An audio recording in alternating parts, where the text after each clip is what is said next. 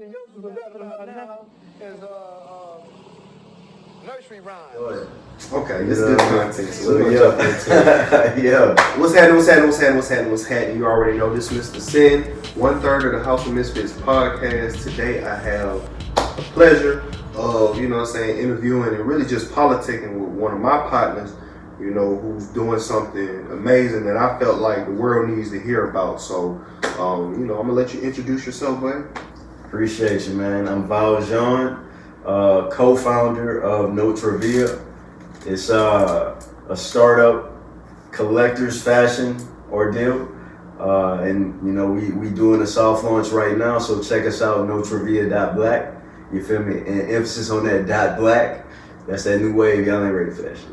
Yes, sir. So speaking on the .black too, yeah, he put me up on game on that. So I don't know if he want to get too deep in that mix. Hey, we could go there, bro. We'll get into that later on after we jump in there. So, so we was kind of just talking and politicking. So you just had a soft launch of Notre Via, your clothing line. Is it just a clothing line, high fashion? How do you want to, So we starting as more of a clothing line, but it's really a think tank. Okay. At the end of the day, so we gonna venture out into different avenues and stuff, but we hoping to get some financing from the clothing in order to pursue other things. So it's a bigger goal outside of it. Way bigger. Yeah, we trying to change the world type shit. Okay, so definitely by the time we get to the closing, I want you to give us what's the bigger goal. But for right now, let's get into what you got going on exactly right now. So what started the idea in the first place?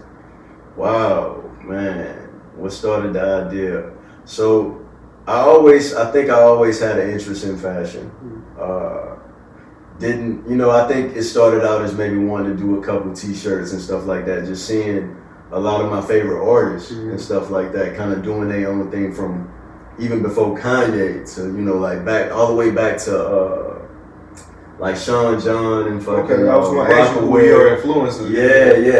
That's early influence, because I was a jit when those things were launching, and I was fucking with that shit tough. Even like Fat Form. I was just about to say you can't sleep on the Fat Form. Nah, they're making a little comeback, man. But I had the Fat Form kicks and all that, and I've been rapping since I was like 12, and that's a difficult dream to pursue, unless you got the money backing it. Yeah. So, I kind of took the influence from some of my artists that I fuck with, and I kind of just ran with that. And I think what really pushed me over the edge to actually get started was when I came across a designer named Mike Amiri. Mike Amiri. Amiri, yeah, he run that Amiri brand. He run that shit tough. I seen like a couple of his shirts and shit, and I'm like, why the fuck is this t-shirt $300? It's a standard print, you know what I'm saying? And it's like, what are you doing? And then so like I went to his website and I scrolled, and I came across some of his jeans and shit, and that's when it was just like, I literally had one of those breakthrough, straight up like light bulb over the head type moments when I saw his snakeskin jeans.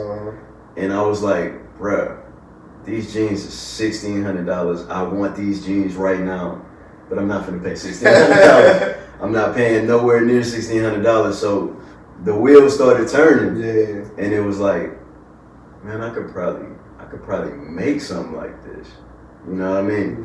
And so like I went ahead and like bought a pair of jeans, and then I found some.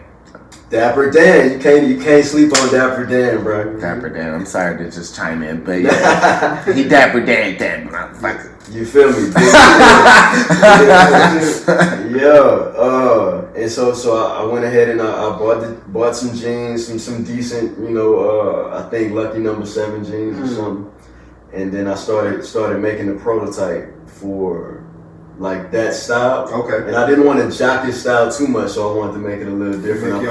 Put your own yeah, exactly. Put my own little spin on it.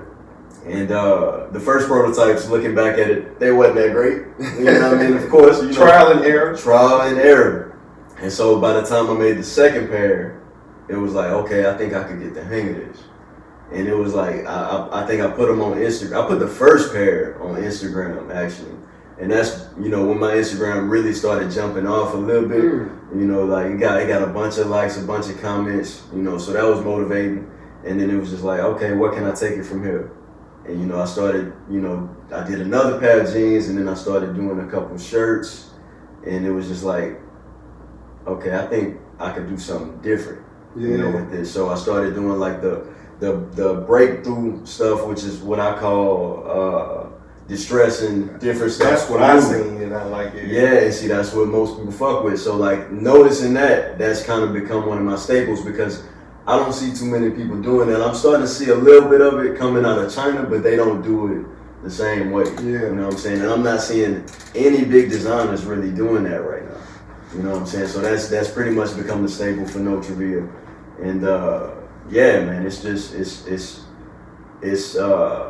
I guess becoming a thing. Hell, you know what I mean? Because when I seen I think the first pair of jeans that I seen was the snakeskin Jones, when you was kind of first messing with them, or you have probably already had this prototype, and it was this distress, but the snakeskin was like up under. That's that breakthrough.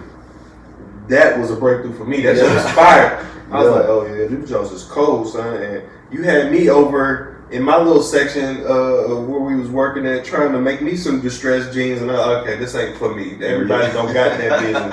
So I let you have it, but it was dope, man. So what came up with the name Notre Via? Like, that's different. Man, so that actually took me pretty much from 2017. I think, no, matter of fact, I think that came before I actually started really doing the clothing too much, because I think I wanted to do like my own little company type thing, or make it kind of like a joint venture where I could include other people, because like the people that I want to bring in, I don't want to own none of their shit. Like, I just wanted, you know, more partnership type shit. And I've always been big on, you know, studying consciousness, sentience, and you know, wanting to incorporate the whole human experience in the shit that I'm doing. You know what I'm saying? I don't, you know, all inclusive. I don't leave nobody out of the shit. You know what I mean? So I wanted to call it, I think, Our Journey, but of course that was taken. And so I just started thinking like, all right, what can I call it that would still mean this, but won't actually be that verbiage? You know what I mean? So I started just, I don't know where I got the idea to use a different language, but I ended up, you know, using part Latin and part French, just combining the two, because, oh yeah, I remember like I spent hours just searching through, you know, searching through Google, matter of fact, with different languages, and it was just like I had to figure out which two go the best. You know what I'm saying? So ultimately I landed at Notre Via, which is French for hour, and then Latin for road or journey with the Via. And so Notre Via was born out of that, man. I can't even, looking back, I can't even believe how much time that shit took. Like, just coming up with the name. Coming up with the name took that much time. That shows dedication, though. Yeah, man. Especially because you was like, looking back, you ain't even realize how much. That means while you was in the process, you wasn't even processing it, that you was taking so long doing it. You was just going through the motion. Yeah, and you know, I put it on the back burner for a while and just kind of let it cook in the back of my mind. And sometimes just like, you gotta do that. Yeah, and just like one day, I just scrolled across. I was like, okay, Notre, I love that word. You know what I'm saying? And what can I match with that? You know, I really wanted to do an African name. You know what I mean? But it was like, man, a lot of them African words that correlate to either one of those, long as fuck, like 5 syllables. Yeah, you gotta clap with that motherfucker. Exactly. So it's just like, all right, I gotta shorten this up, because you gotta have something that's gonna be catchy, something that's easy to say, I think, anyway. Absolutely. No, I feel like a lot of people's brands that take off, the name is a lot of reason why it does take off, because if it's something catchy that people can say, especially like an artist, if an artist can say it smoothly in a sentence, in a rap or whatever flow, man, that's just like Ralph Lauren. Like that's smooth off the tongue. Yeah, that shit it just rolls off the tongue. You dig what I'm saying? Yeah. Notre Via.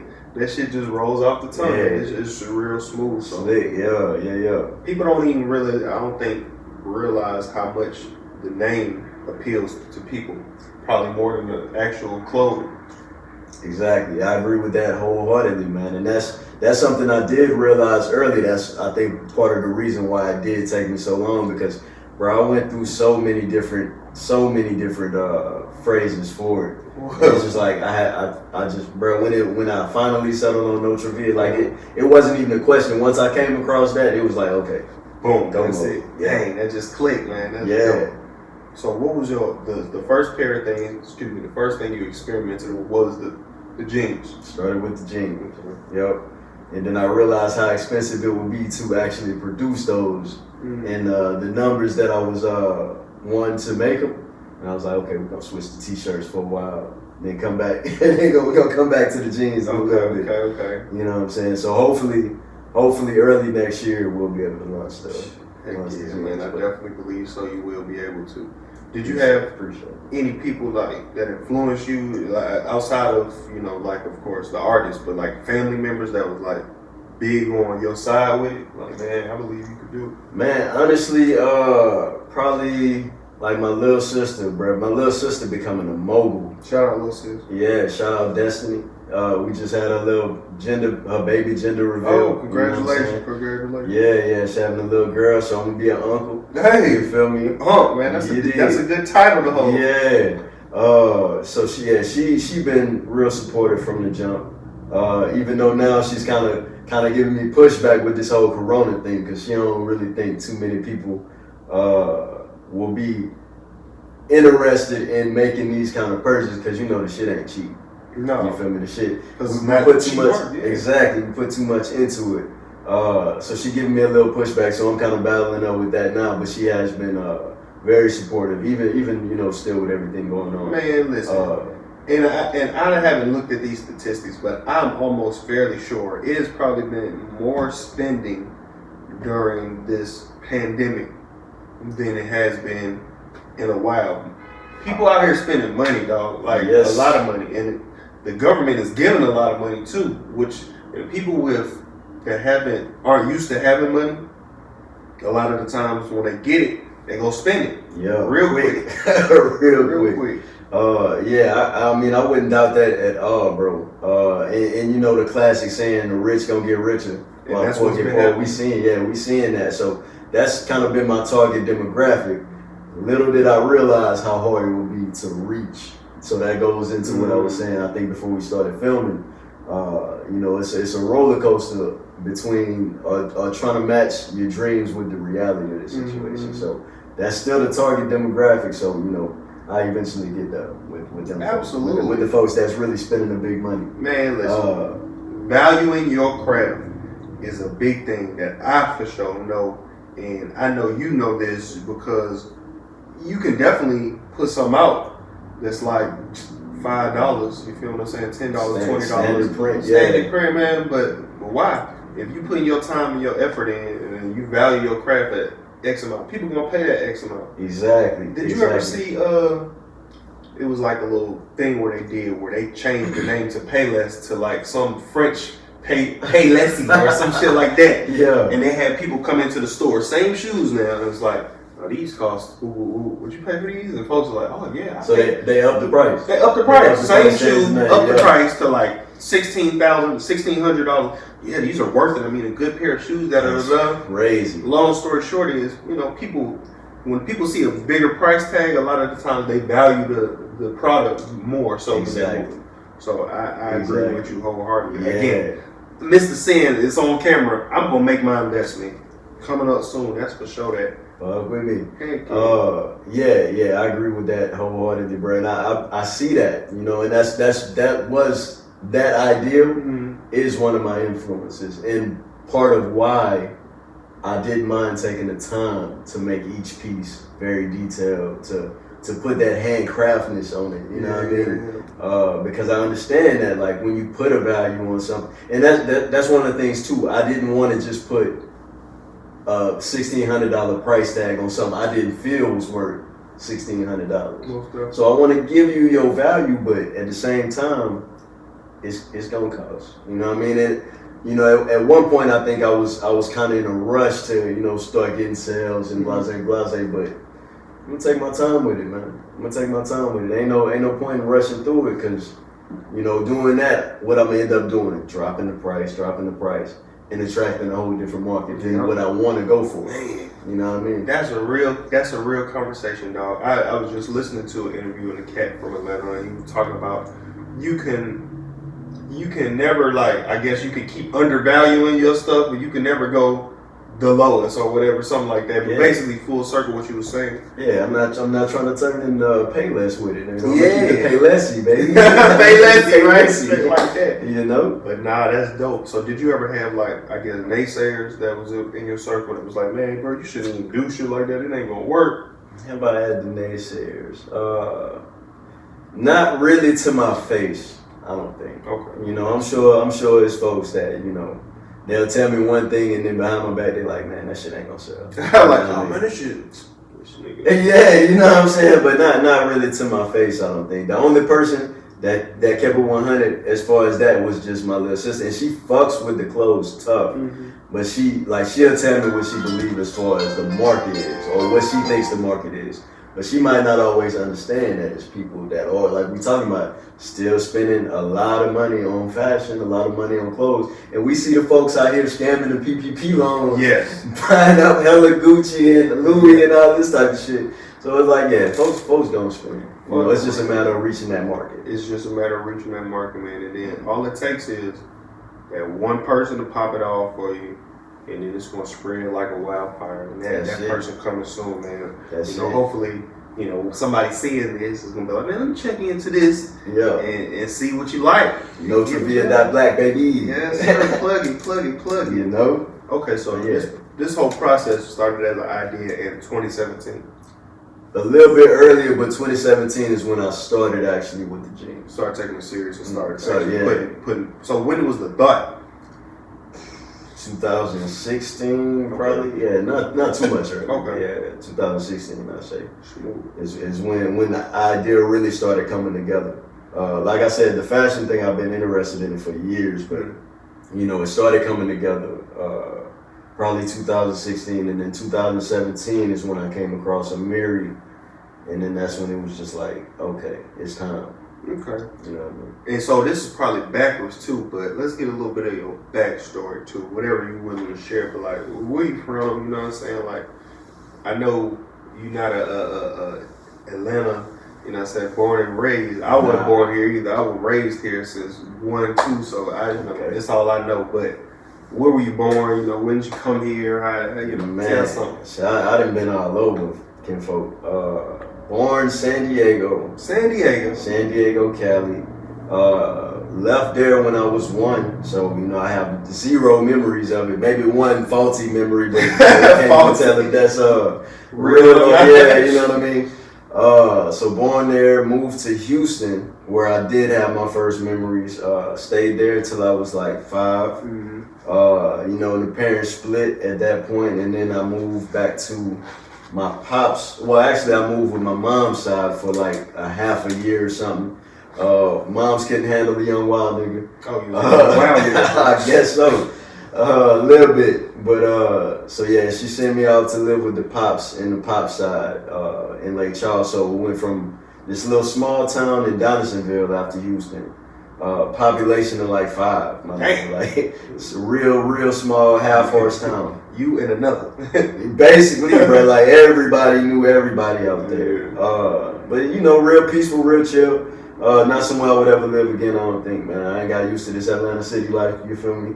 But yeah, so I moved to Lake Charles, which is the spot that recently got hit by Hurricane Laura. Yeah, I'm sorry to hear that. Rough, yeah. Everybody, but it's crazy because everybody out there in good spirits, like, motherfucker. That's good. Real good spirits, like.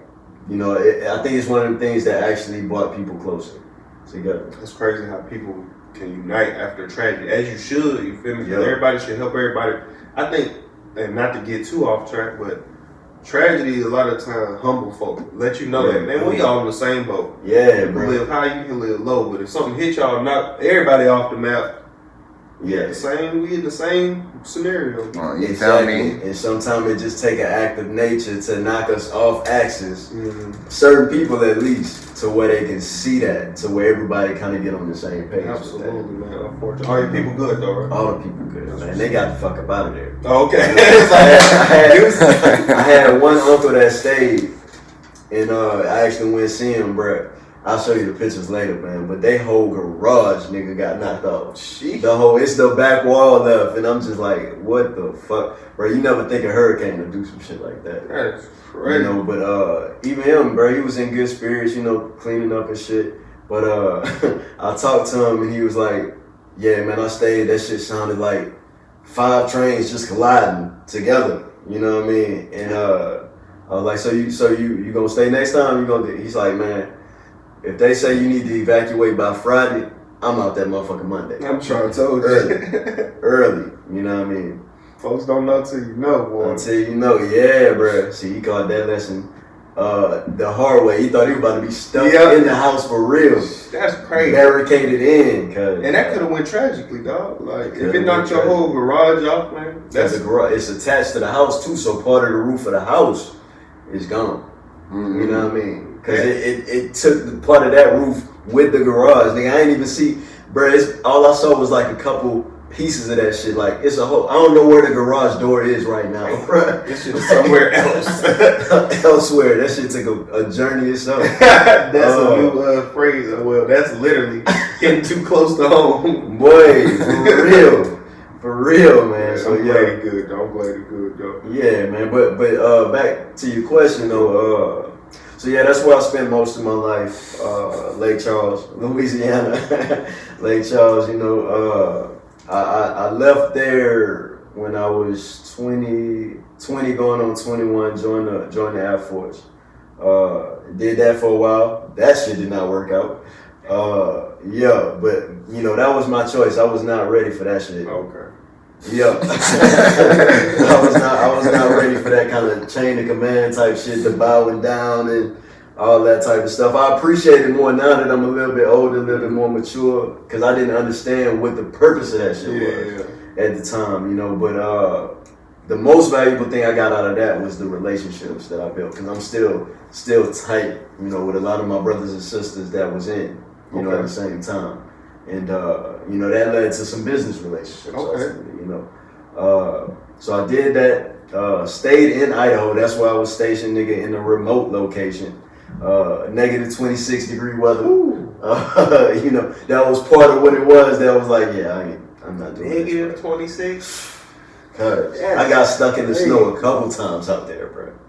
It's not, I don't think it's fit for human habitation. A couple times? Couple times. Man, listen, I ain't trying to get stuck with once, bro. Dog. Bruh, I was just blessed enough to have somebody that would come get me in the car out the fucking snow, cuz. It's just like. Why, after the first time, you went like, man, it's about to start snowing crazy. I probably shouldn't go nowhere. It's always snowing. Oh, it's always. Nigga, it's always black ice on the ground. That's like, crazy. I don't even know if they know what black ice is in Georgia like that. Yeah. Is that a thing? That's the thing. That's one of the things that we get why it becomes so much of an issue, because all we do usually get is ice. Especially on bridges. We have a lot of bridges. Cause exactly. Cause you can't see that shit. Yep, so you might slide right into the snow. Dang. You know, but at the end of the day, man, it's a beautiful place though. You know, mostly in the summer. But I had to dip up out of there, man. I had an opportunity to come here to Atlanta, and you know, I've been here 8 years now. Who did you know here? My sister, my older sister, and my cousin. How many brothers and sisters do you I got probably 4 cats. I call my brother no blood brothers, but I be having to count, bro. I think 4 or 5 sisters. You know what I'm saying? Most of them have. You know, so we didn't even grow up together like that. Wow. You know what I mean? But one full blood, the full blood sister, mom and pops. That's the one, you know, that been supporting me, like basically since day one. You know. So yeah, man, I've been in Atlanta ever since, loving this shit, trying not to leave. You know what I'm saying? Trying to get some property out here. Yes, sir. You know what I mean? Yeah, I think this my permanent second home. That's what's up, man. I love it. Now, off of this, your line that you started with Notre Via, you also have a good business sense too, dog. Like one of the other things that I've always admired about you, that we always talk about, you always kind of next level with what's going on in the world. You feel what I'm saying? Some stuff go over my head, dog. I ain't gonna lie, but I still look into it because I'm like, I'm interested in knowing stuff I don't know about. So I'm like, okay, well, let me see. And then it's always fact checking. You did. Got to. Like, what's going on? What he talking about? Let me see what he. And then when I check it out, you know, a lot of the wave is like how you going, or a little bit later on, you kind of see what you were saying. So, what keeps you in tune with knowing what's going to be happening ahead of the schedule, dog? Man, that's a tough one, bro. Because like a lot of the business stuff that I be talking about. A lot of the time I just stumble across it. You know what I mean? And a lot of the time I don't know if it's gonna work. I don't know if it's a good business opportunity or not, but I'll dig a little bit deep if I come across some information. And a lot of the time it might seem like I'm ahead of the shit, but I'll really be behind on a lot of that shit, real talk. Cause like blockchain, for example. Man, I remember back in like 2009, maybe 2010. Might have been a little bit late. Matter of fact, I think it was a little bit late. I think it was 2012. When I moved out here, I had a friend like, yo, man, you need to invest in Bitcoin, bro. This shit about to be the wave. Was that when it was just about to pop off, or had it already popped off? It hadn't even like popped off the way we know it now, in the thousands of dollars in value. Not even close. That didn't happen till 2017. And that's a short time frame too, for the most part, because it's like at 10,000 right now. 10,000, and then it already hit 20,000 once before. It's gonna get back to that, ain't no question, and it's gonna surpass that shit. You know what I mean? But that's what I mean. Like I was behind, because if I would have been one of them cats that invested in 2009, 2012, shit, even 2015, bro, we'd be having a different conversation. Bro. We'd be having a real different conversation. The same with the dot black shit. Yeah. You know, I know you will get into that a little bit later, probably, but that came out in 2014. Really? 2014, bro. You know, 2 years before the last election. So I'm ahead, or we ahead, really, of I think a lot of folks, because it still hadn't hit mainstream. Still hasn't hit mainstream. But that shit gonna go, bro. And I wish I would have got into it a little bit earlier when you could get them for even cheaper than you could get them now, bro. We would have had, you know, way more opportunities, but I think it's still early enough. So yeah, I'll be in the mid range somewhere between, you know, early. Mid range is still better than the later range when the 10,000 started. Sheesh. So damn. I happened to jump in right before it went up to. I think I jumped in when it was still sitting at like 3,000, 4,000. Oh, so smooth. That was still fairly early. Right before, But see, I didn't have enough faith in it. I didn't understand it nearly as well as I do now to really put some money behind it, bro. Cause we're making good money, bro. I should have been putting bands on that. Yeah, man. You know what I mean? But you know, sometimes you gotta go through that lesson to know, like, next time when I have a feeling about something, I'm gonna go ahead and put some money up on it. Yes, sir. And that's where I was with the dot black. As soon as the wheels turned on that, and I realized the potential, I was like, okay, yeah, I'm Well, let's speak on it then, because a lot of folks don't know about it. So whatever information that you want to give, you feel me, as far as the dot black, that, you know, my boy, when I'm gonna say this, when you explained it to me, it made sense.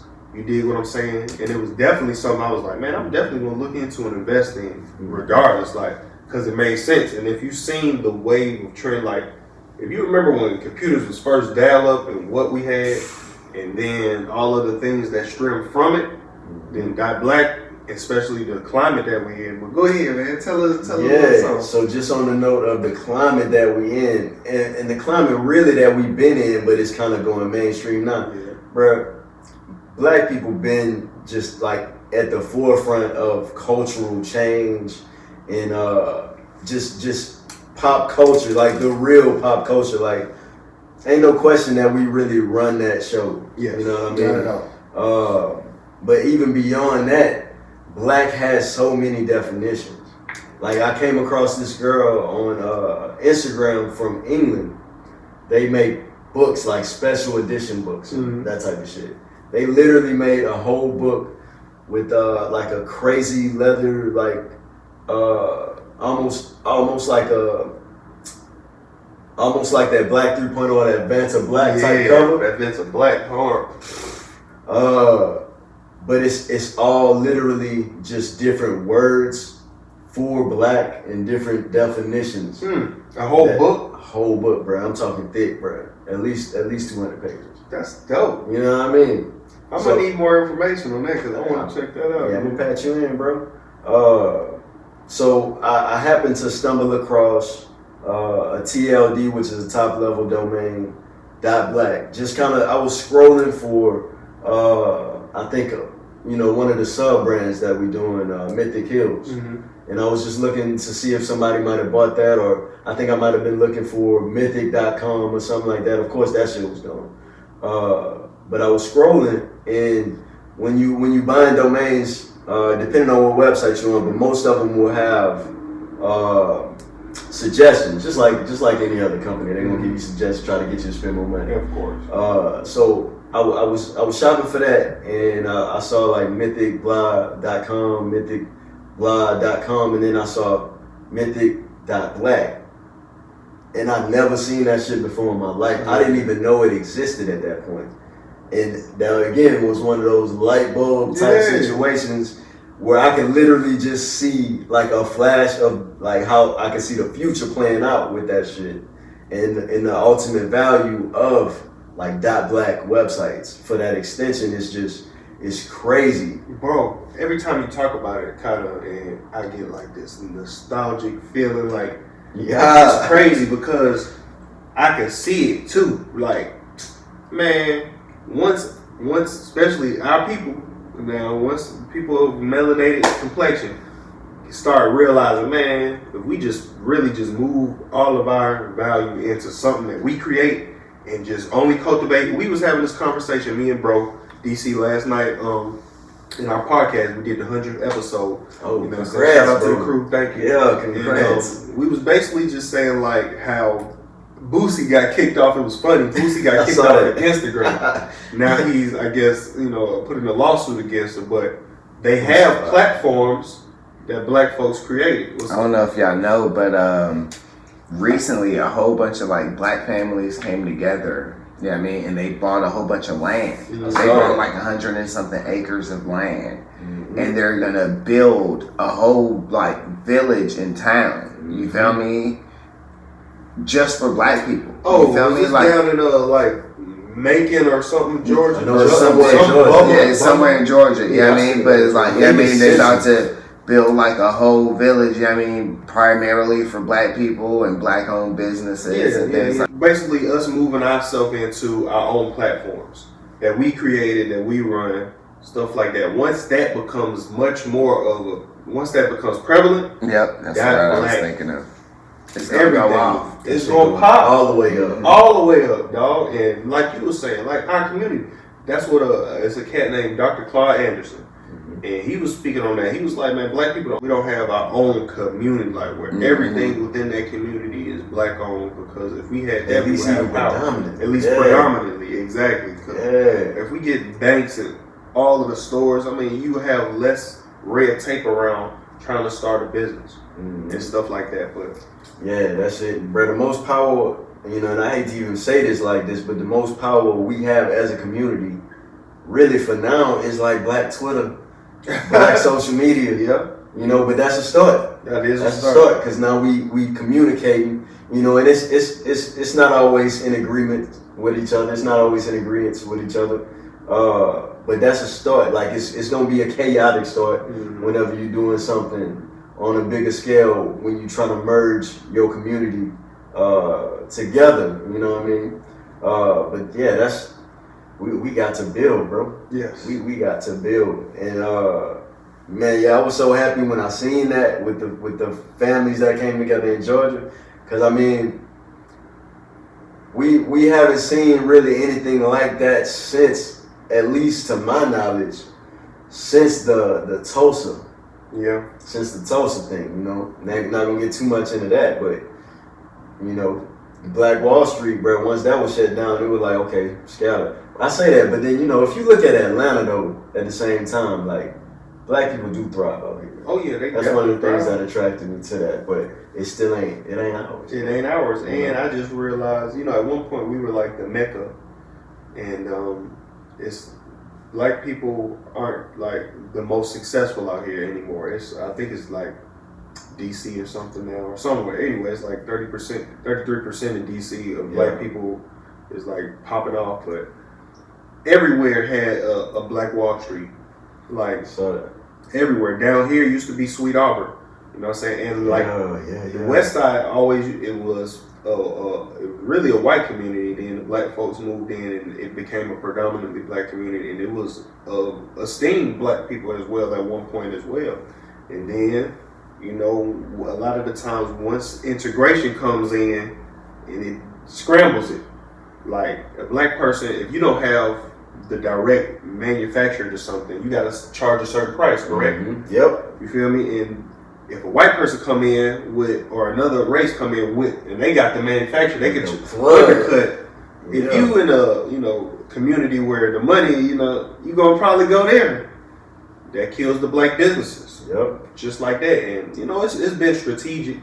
If we had the sense to know, like, although you charging a little less, let's still support ours until we can get the price that we need. You dig what I'm saying? And because eventually that is going to have to change. If the white business move in and they making no money, and then the people who the manufacturers see like, oh, it's money there, guess what they going to do?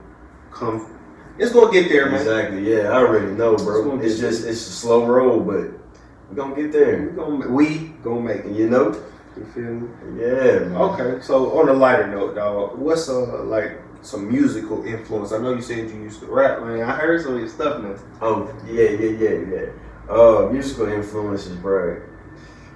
Early on, Hot Boys, of course. Being from Louisiana, pretty much, you know, I told you I was born in Cali and stuff, but, you know, I don't really claim that as the home, you know what I'm saying? Yeah. Hot Boys, fucking No Limit. Silk was probably one of my first, if not my first favorite rapper. Really?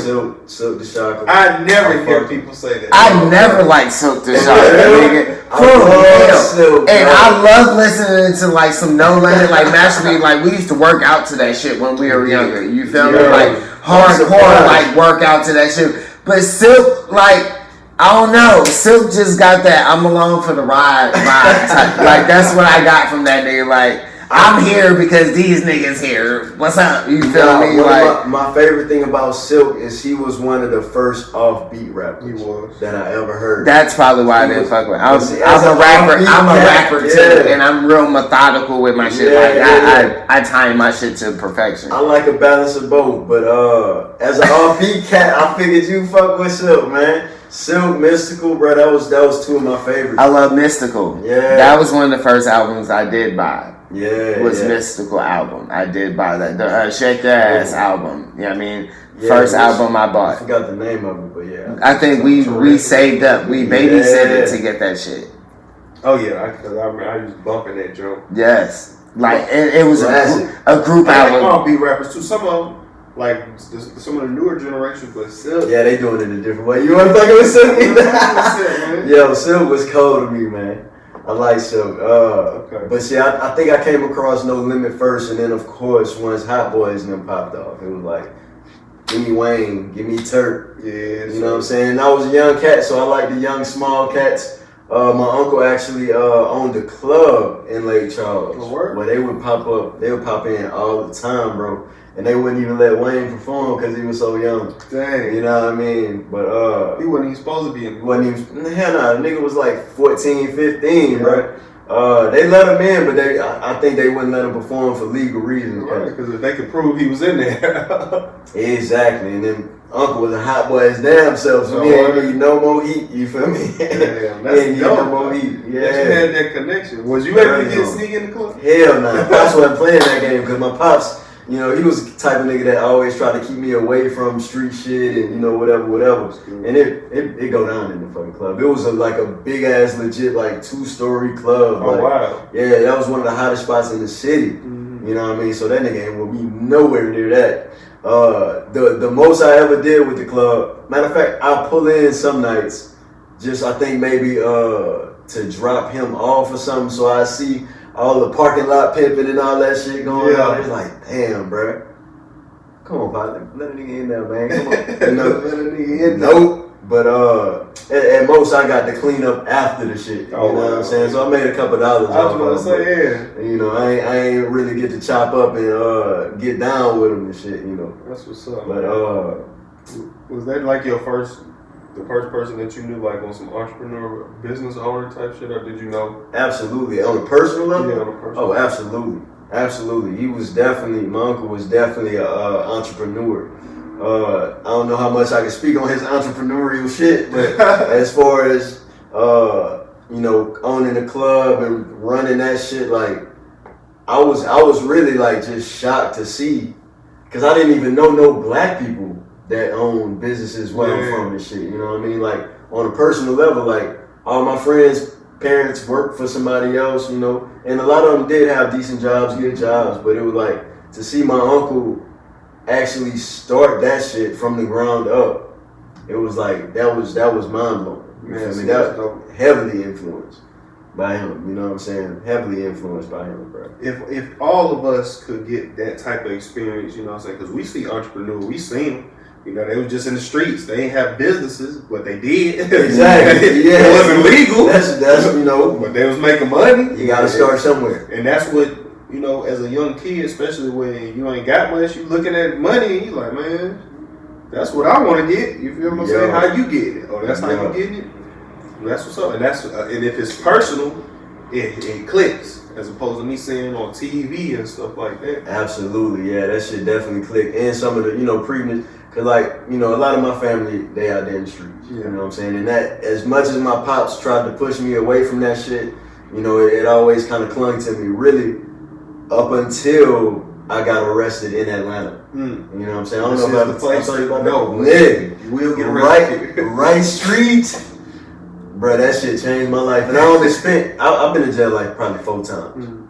But going to Wright Street for 4 days, my nigga, that was like, oh no. Oh yeah. They stopped serving 3 meals a day while I was in there for 4 days. Like how the fuck I get to see that magnificent change? I don't know.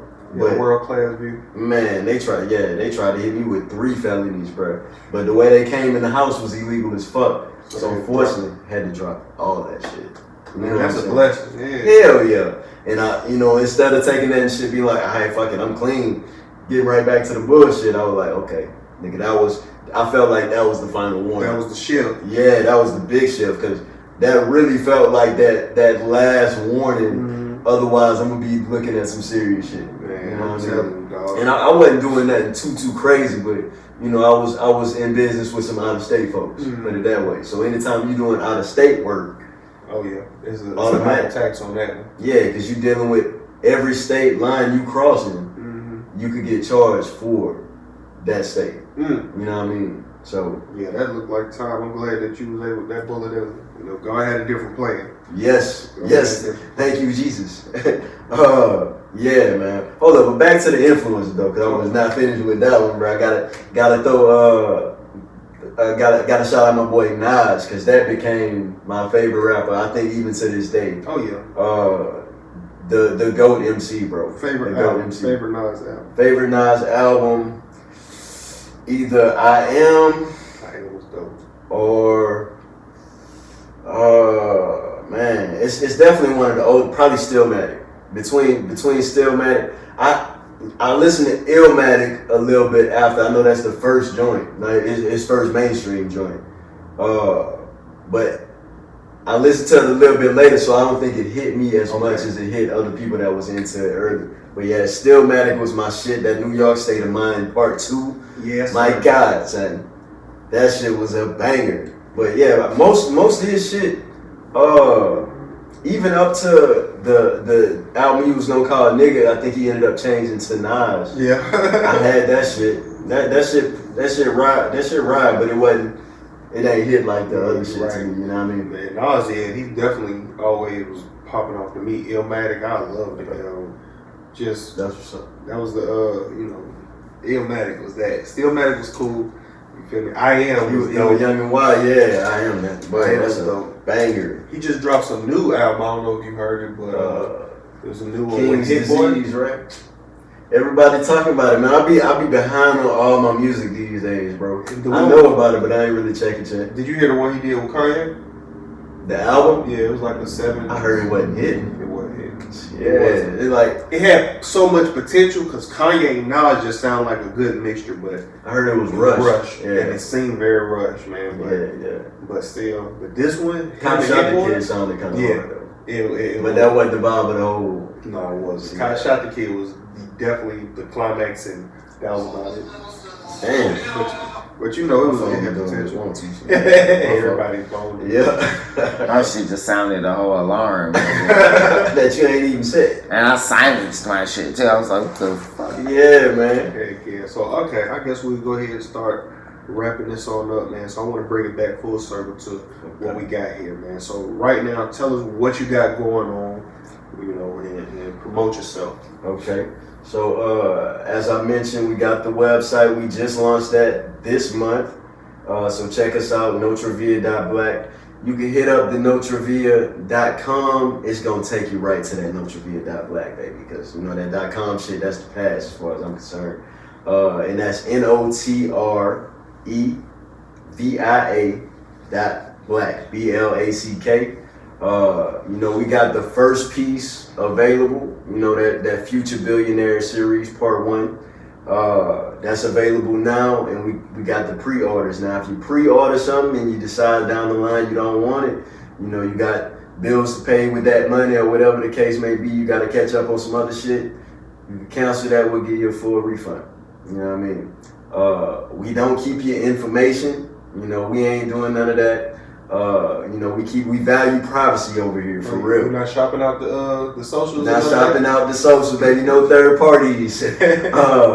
You know, now we do use Google services and shit like that, so they might use cookies. I'm pretty sure they use cookies and all that. So, you know, that's beyond my control. But as far as us, we don't know nothing about you except what you tell us. And we're gonna put a forum on there soon, you know, to get ideas on how to make better changes. If people have any ideas for Notre Via that you want to put on the clothing, you know, we gonna listen to that. And ultimately, I want to bring more people in. Like I said, I don't really even want a percentage of your money. I just want this shit to grow properly. You know what I mean? So yeah, so stay on the lookout for us, because you know, regardless of how hard or how crazy shit gets, we still gonna be here pushing, baby. I love that. So what was the website one more time? NotreVia.black, NotreVia.BLACK. You feel me? Black. Y'all make sure y'all go check that out, man. And what's your name, buddy? VolJean. Right. VolJean. That sounds like, you know, the creator of some Notre Via popping. So boy said it. You already know, man. This is the man, Mr. Cinn, man. Bro, I appreciate you chopping it up with us, I appreciate you, know bro. In 2020, you know, it's definitely been a time with ups and downs, but I love the fact that you're still pushing through. The same vision that you had when I first met you has grown and expanded, and I could just see it becoming. I'm glad that I was able to meet Kanye before he became Yeezy. You know what I'm saying? Yeah, I'm man. glad I was able I appreciate that, and bro, keep pushing that SAP shit, bro. Yes, sir. Special access programs out this bitch, bro. Yes, push that shit, bro. Cause yeah, you honestly, I should have said. Well, I guess you still recording, but you were an influence on my shit as well. Just the motivation you were giving me. And then seeing you actually like working on your shit, it was like, okay, maybe I can do this shit. Cause you know, motherfucker like me, I'll get down for a minute and then it's like, all right, I ain't fucking with nothing. And then I'll come back to it. But having motherfuckers like you in my corner has really got me kind of out of ruts to where, even periods where I go through that shit where it's just like, this shit ain't gonna work. You know what I mean? So I appreciate that to the fullest. Man, I appreciate that. That made me happy. I'm glad that God was able to use my light, you know, to shine, man. So definitely. Y'all keep tuning in. I'm gonna post this, man. Y'all make sure y'all go check it out. I'm gonna make sure I add the link to NotreVia.black. So y'all can go check out, man, support. You can donate. You feel what I'm saying? All of that. Do they have? Is there something on there where you can send emails to them or? What you mean, like if Like I send? if I wanted to know when some new stuff popped off or something like that. So yeah, the email, I believe if it ain't on there, I'll be adding that today. Okay. But support@NotreVia.com. You know, that's gonna phase to that NotreVia.black eventually. But yeah, that's the email. Support@NotreVia.com. Shoot us an email. Let us know what you're thinking. Cool, man. Everything else, man, you know, is always on the up and up. We're gonna keep moving forward. You know, we appreciate y'all checking us out. Yeah. I mean.